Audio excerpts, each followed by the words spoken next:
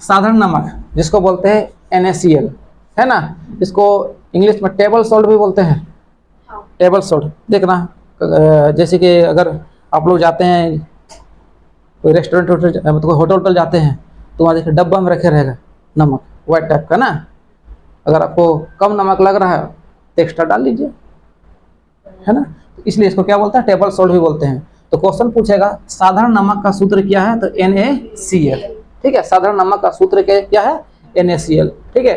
और ये प्राकृतिक रूप से समुद्र का जल में पाया जाता है, समुद्र का जो पानी होता है ना उसमें पाया जाता है। और हम लोग जानते हैं कि पृथ्वी में टोटल 4 भाग में बांटते हैं, 4 भाग में बांटते हैं, तो इसमें से 3 भाग में यानी 71% जो है जल है और 29% जो है आपका स्थल है ना। और इस 71% इसमें जो जल है इसमें से अधिकतर जो होता है समुद्र का जल पाया जाता है। क्या पाया जाता है, समुद्र का जल। और जो नमक बनता है वो किससे बनता है, समुद्र का जल से बनता है, ठीक है ना। अगर हम लोग केमिकल तौर पर बनाते हैं, ठीक है, अगर प्रयोगशाला में अगर नमक बनाना है तो किस विधि से बनाया जा सकता है। देखिए सबसे पहले हम लोग लेते हैं हाइड्रोक्लोरिक अम्ल HCl, हाइड्रोक्लोरिक अम्ल लिए, ठीक है। और इसको अभिक्रिया करवा देंगे सोडियम हाइड्रोक्साइड के साथ NaOH, ये हो गया आपका सोडियम हाइड्रोक्साइड, ठीक है ना। तो जैसे ही हाइड्रोक्लोरिक अम्ल को सोडियम हाइड्रोक्साइड के साथ अभिक्रिया करवा देंगे तो ये बन जाएगा, यहाँ से आ जाएगा Na और यहाँ से Cl हो जाएगा आपका NaCl, हो गया। अब यहाँ क्या बच गया, देखिए यहाँ हाइड्रोजन 1 ठो बच गया, यहाँ हाइड्रोजन 1 ठो बच गया, 2 ठो हो गया। और यहाँ ऑक्सीजन कितना ना बचा, 1 ठो। तो यहाँ बच गया हाइड्रोजन 2 ठो और ऑक्सीजन 1 ठो, बचा कि नहीं बचा। ये हो गया हम लोग का हाइड्रोक्लोरिक अम्ल, ये हो गया आपका सोडियम हाइड्रोक्साइड, ठीक है। जब हाइड्रोक्लोरिक को सोडियम हाइड्रोक्साइड के साथ अभिक्रिया करवाया जाता है तो ये लवण और जल का निर्माण होता है। लवण के रूप में आपका ये हो जाएगा आपका क्या, नमक, ठीक है ना। ये है आपका हाइड्रोक्लोरिक अम्ल, हाइड्रोक्लोरिक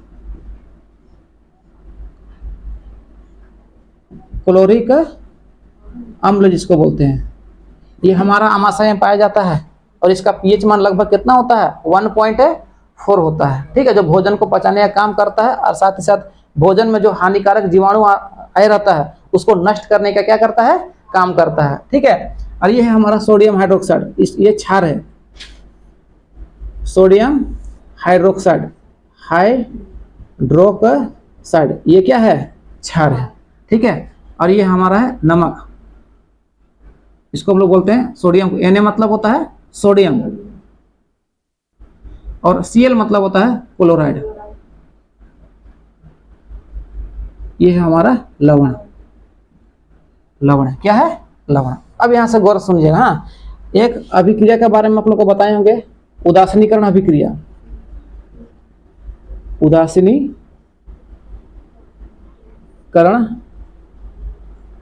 अभिक्रिया, उदासीनीकरण अभिक्रिया।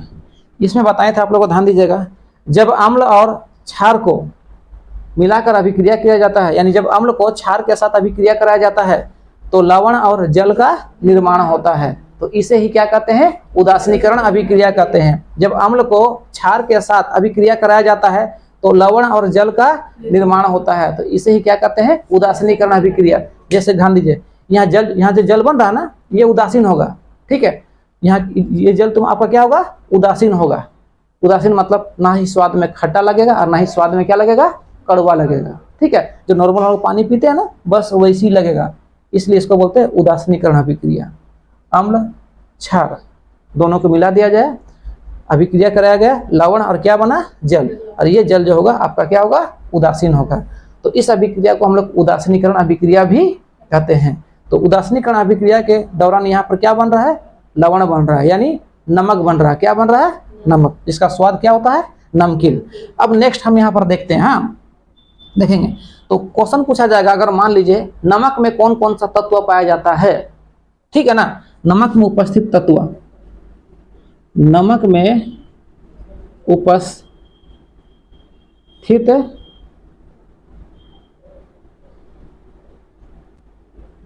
तत्व, कौन कौन सा तत्व पाया जाता है, ध्यान दीजिए।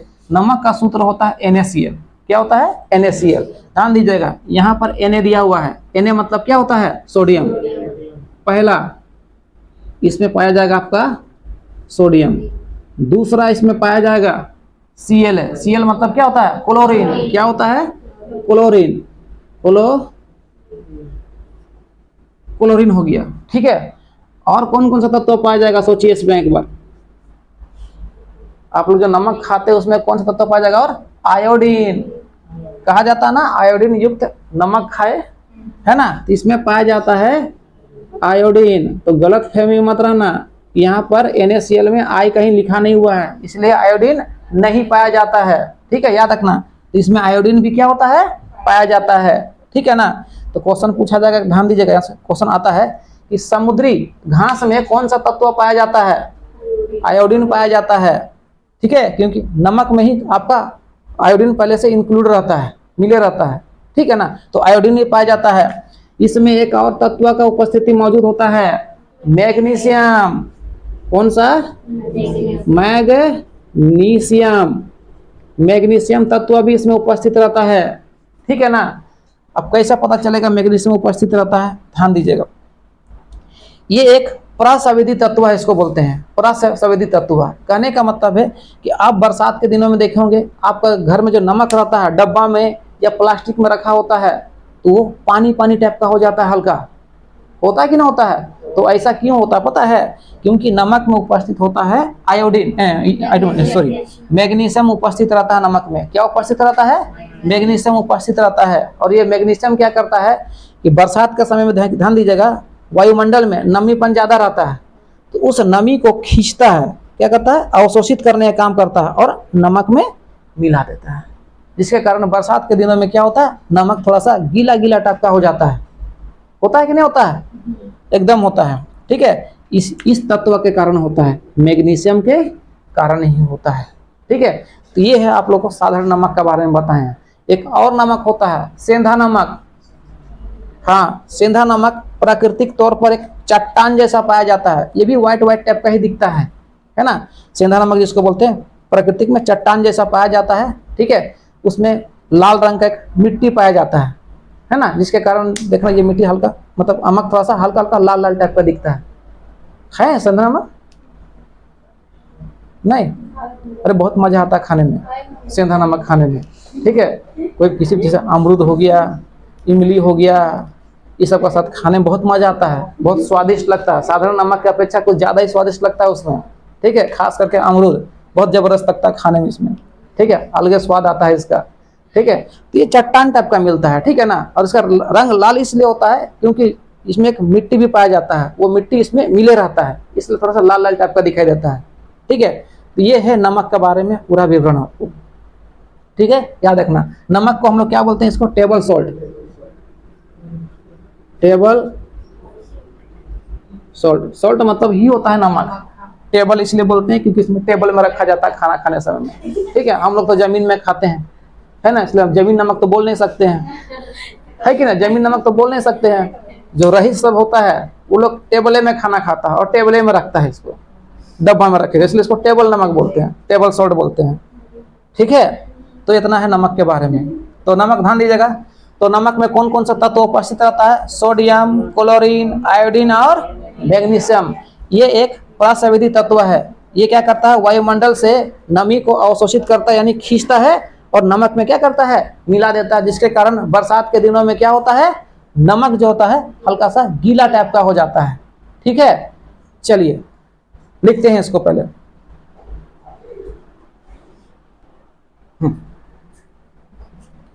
साधारण नमक का उपयोग ध्यान देगा किस लिए किया जाता है, समझेगा। साधारण नमक कुछ फायदा भी होता है। साधारण नमक का जब हम लोग उपयोग करते हैं ना, तो कुछ फायदा भी इसका होता है। ठीक है, और ज्यादा उपयोग करेंगे तो इसका नुकसान भी होता है। पहले बोल दे रहे, ज्यादा उपयोग करेगा तो क्या होगा? इसका नुकसान भी होता है। अब क्या क्या फायदा होता है देख लेते हैं। इसका पहला फायदा, साधारण नमक का पहला अगर हम फायदा देखते हैं, तो इससे हम लोग का जो तंत्रिका तंत्र जो होता है ना, वो अच्छी तरह से कार्य करता है। अगर नमक को अगर हम लोग उपयोग करेंगे तो हम लोग का जो तंत्रिका तंत्र होता है, ये आसानी से क्या होगा? और अच्छा तरीका से क्या करता है? काम करता है। तंत्रिका तंत्र, ठीक है, के लिए,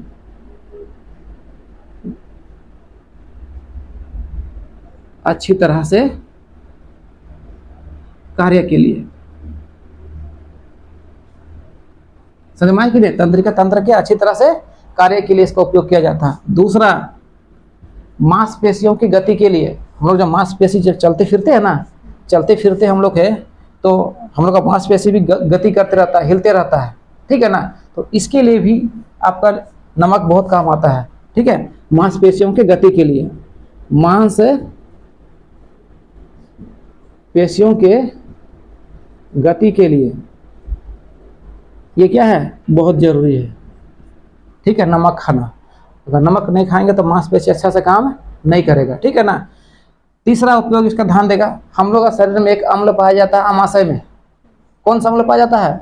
अभी कुछ देर पहले बताएं, जिसका pH 1.4 होता है लगभग, हाइड्रोक्लोरिक अम्ल। कौन सा अम्ल?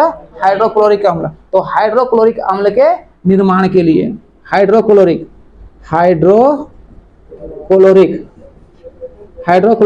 अम्ल के निर्माण के लिए, अम्ल के निर्माण के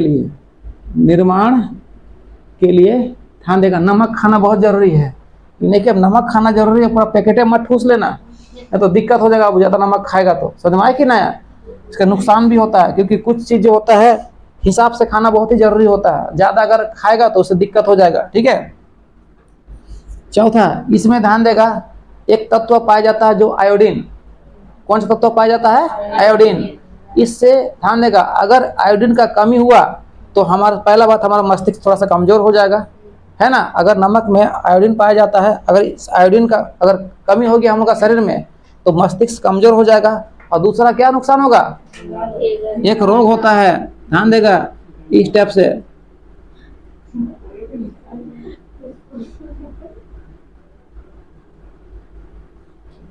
ऐसे रहता है ना, यहाँ पर बैलून जैसा फूल जाता है, ऐसे क्या देखा है, इसको हम लोग क्या बोलते हैं?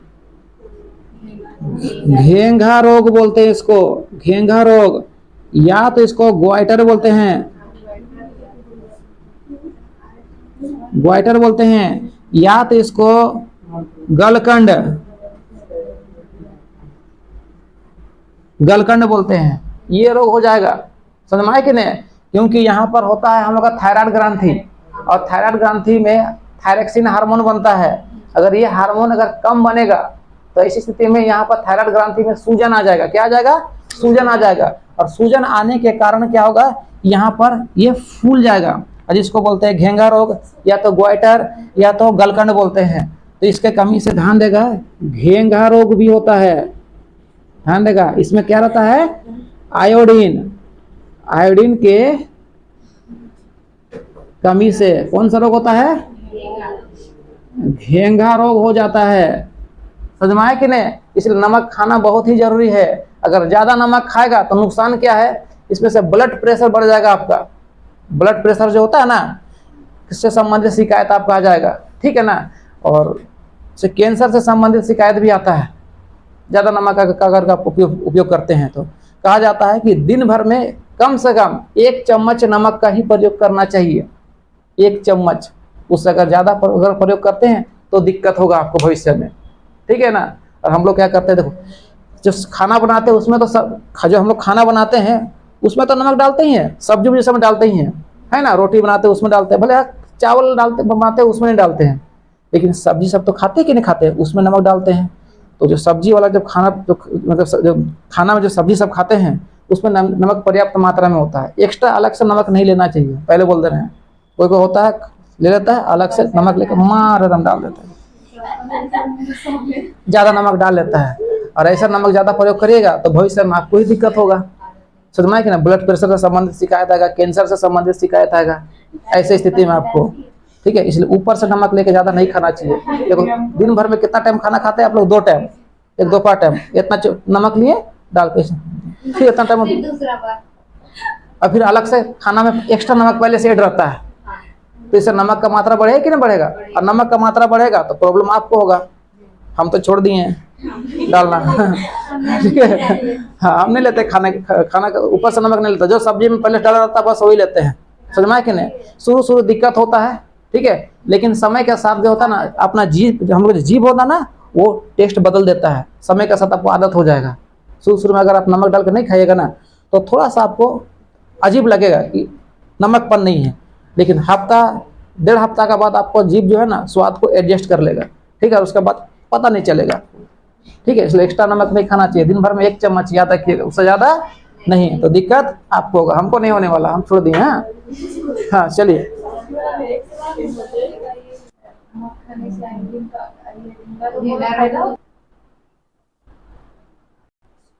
चलो बिरंजक चूना, ब्लीचिंग पाउडर इसको बोलते हैं।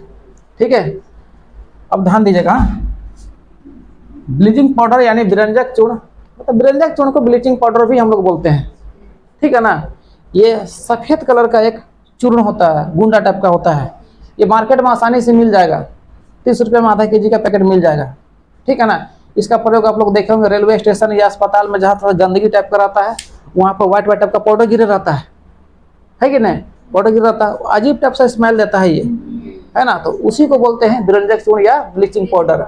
हाँ, इसका उपयोग हम लोग घरों में जहाँ गंदगी रहेगा वहाँ छीट सकते हैं, या तो खास करके कोई पक्का वाला ज़मीन में काई हुई जम गया होगा, है ना, तो काई हुई जम गया होगा तो उसका ऊपर अगर हम छीट देंगे, ठीक है ना, और 1 से 1.5 घंटा छोड़ दीजिए, उसके बाद देखिएगा काई वहाँ पर जल जाएगा पूरा, और उसके बाद रगड़ दीजिए, काई वहाँ से खत्म हो जाता है। खास करके बरसात के दिनों में इसका उपयोग करना थोड़ा सा फायदेमंद होता है, और नहीं तो फिर स्लिप होइए और गिरिए, कमर दर्द से परेशान रहिए। ठीक है ठीक है, ध्यान दीजिएगा, बिरंजक चूर्ण, इसका अगर हम देखेंगे रासायनिक सूत्र, रासायनिक सूत्र का अगर हम बात करते हैं इसका, ठीक है, तो इसका रासायनिक सूत्र होता है कैल्शियम, ऑक्सीजन और क्लोरीन।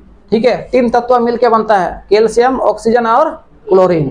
ठीक है, अगर इसका अब रासायनिक सूत्र हो गया, रासायनिक नाम, रासायनिक नाम का अगर हम इसका रासायनिक नाम का अगर देखते हैं, तो इसका रासायनिक नाम होता है Ca। Ca मतलब होता है कैल्शियम, O मतलब होता है ऑक्सी, और Cl2 मतलब होता है क्लोराइड। क्लोराइड हो गया। ठीक है, तो इसका रासायनिक नाम हो गया कैल्शियम ऑक्सी क्लोराइड। क्या हो गया? Calcium oxy chloride. Ca मतलब कैल्शियम, O मतलब होता है ऑक्सी, और Cl2 मतलब होता है क्लोराइड। कैल्शियम ऑक्सी क्लोराइड इसका रासायनिक नाम है। ठीक है, अगर इसका बनाने का विधि देखते हैं, बनाने की विधि अगर देखते हैं तो ये किस प्रकार बनाया जाता है, तो इसको बनाने के लिए ध्यान दीजिएगा, 2 चीज़ का जरूरत पड़ता है, एक बूझा हुआ चूना और दूसरा क्लोरीन गैस। समझ में आया कि नहीं? बूझा हुआ चूना और दूसरा क्या होता है? Chlorine gas. ये 2 चीज़ का जरूरत होता है। अब बूझा हुआ चूना किसको बोलते हैं? ध्यान दीजिएगा, मार्केट में जो पोचाड़ा के लिए चूना आता है ना, उसमें जो कच्चा मिट्टी का दीवार में दिया जाता है ना, होता जाता है, वो वाला चूना को ले लिए हम, और उसको बोलते हैं बिना बूझा हुआ चूना, है ना, बिना बूझा हुआ चूना, CaO बोलते हैं उसको। ठीक है, उसको एक प्लास्टिक का बाल्टी में ले लीजिएगा और पानी डाल दीजिएगा। जैसे ही पानी डालिएगा तो ये चूना बूझ जाएगा। क्या हो जाएगा? बूझ जाएगा। बूझ जाने के बाद इसका सूत्र क्या हो जाएगा? इसमें पानी मिला देंगे, H2O, पानी मिला दिए इसमें। पानी मिलाने के बाद ये बूझा हुआ चूना हो जाएगा, CaOH2। ये हो गया बूझा हुआ चूना। समझ में कि नहीं? तो ये हो गया बूझा हुआ चूना। तो ये चूना लेंगे और साथ में क्लोरीन गैस लेंगे। क्या लेंगे? Chlorine gas. ठीक है ना? तो बूझा हुआ चूना भी लेंगे ना, तो शुष्क वाला लेंगे। शुष्क मतलब सूखा वाला लेंगे, मतलब उसमें पानी के अंश को हम क्या कर देंगे? सुखा देंगे पूरा। क्या कर देंगे? सुखा देंगे। हल्का हल्का पानी रहेगा तो भी कोई दिक्कत नहीं है, लेकिन सूखा होना चाहिए। ठीक है ना? तो चलिए बूझा हुआ चूना लेते हैं। इसको बनाने का विधि, जब शुष्क बूझे हुए चूने में, इसमें शुष्क बूझे हुए चूने में 313 केल्विन ताप पर 313 केल्विन ताप पर क्लोरीन गैस प्रवाहित किया जाता है। क्लोरीन गैस क्या किया जाता है? उसमें प्रवाहित किया जाता है, मतलब उसमें क्लोरीन गैस को छोड़ दिया जाता है। ठीक है ना? तो बिरंजक चूर्ण का क्या होता है? निर्माण होता है। देखिए, ये हो गया शुष्क बूझा हुआ चूना, CaOH2। ये शुष्क बूझा हुआ चूना है। इसमें क्या करेंगे हम?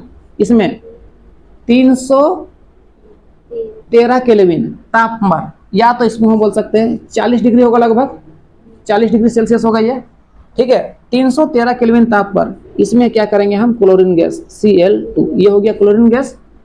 क्लोरीन गैस प्रवाहित करेंगे तो विरंजक चूर्ण का निर्माण होगा CaOCl2, ठीक है। साथ में यहाँ पर बनेगा जल, जल को फेंक देंगे बाहर, जल को निकाल देंगे बाहर, ठीक है। अब यहाँ ध्यान दीजिएगा, ये शुष्क बुझा हुआ चूना है। शुष्क बुझा हुआ चूना में 313 केल्विन ताप पर, ठीक है ना, क्लोरीन गैस को क्या करेंगे, प्रवाहित करेंगे, मतलब उसमें हम छोड़ देंगे, तो क्या बनेगा, आपका विरंजक चूर्ण का क्या होगा, निर्माण हो जाएगा। इसमें हम लिख सकते हैं, ध्यान देगा, जब शुष्क बुझा हुआ चूना में 313 केल्विन ताप पर क्लोरीन गैस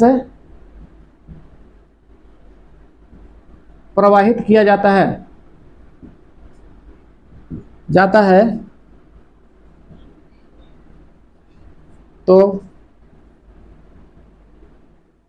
विरंजक चूर्ण, या बोलो ब्लीचिंग पाउडर ना, का क्या होता है, निर्माण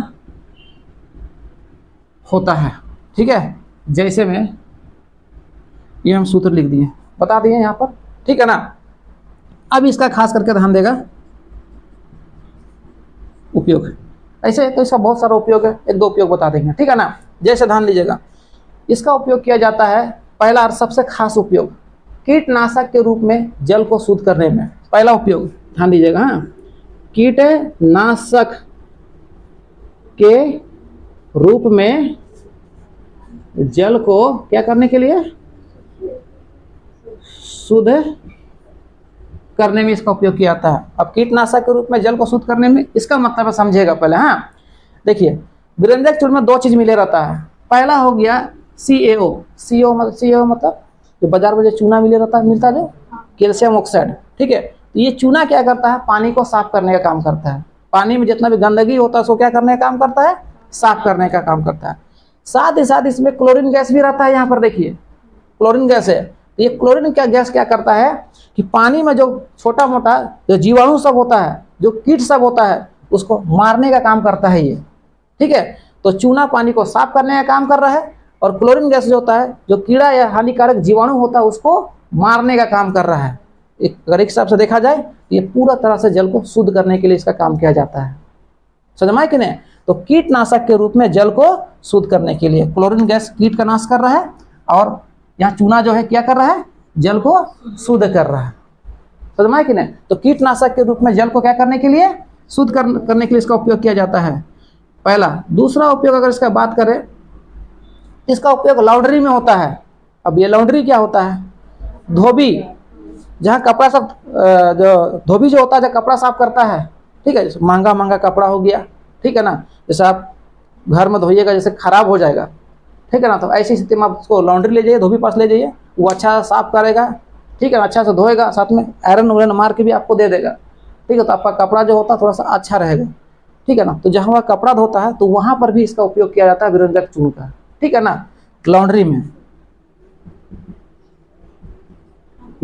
कहाँ पर, लॉन्ड्री में इसका उपयोग किया जाता है, ठीक है ना। ऐसे बहुत सारा उपयोग है, बस इतना ही लिखते हैं हम लोग, हाँ।